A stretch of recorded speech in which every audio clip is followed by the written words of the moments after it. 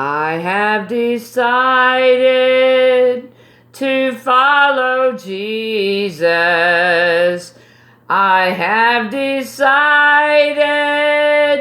to follow Jesus. I have decided to follow Jesus. No turning back. No turning back. Hallelujah. It is Tuesday, August 18th, 2020, and it's 1:43 or 1:48 Central Standard Time. We're going to read the last chapter in the book of 1 Samuel. 1 Samuel chapter 31. Now the Philistines fought against Israel, and the men of Israel fled before the Philistines and fell down slain in Mount Gilboa. And the Philistines followed hard upon Saul and upon his sons. And the Philistines slew Jonathan and Abinadab and Malchishua, Saul's sons. And the battle went sore against Saul, and the archers hit him, and he was sore wounded of the archers. Then said Saul unto his armourbearer, Draw thy sword, and thrust me through therewith, lest these uncircumcised come and thrust me through and abuse me.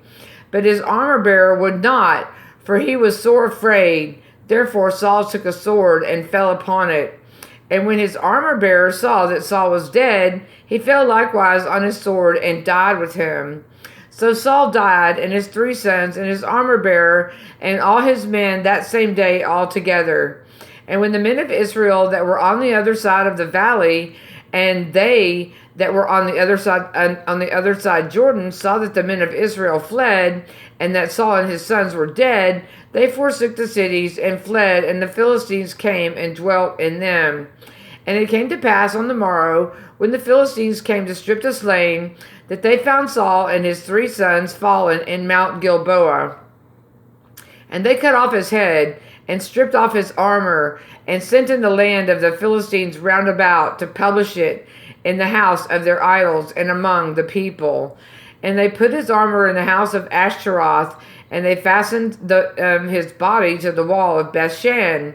And when the inhabitants of Jabesh Gilead heard of that which the Philistines had done to Saul, all the valiant men arose and went all night and took the body of Saul and the bodies of his sons from the wall of Bethshan and came to Jabesh and burnt them there.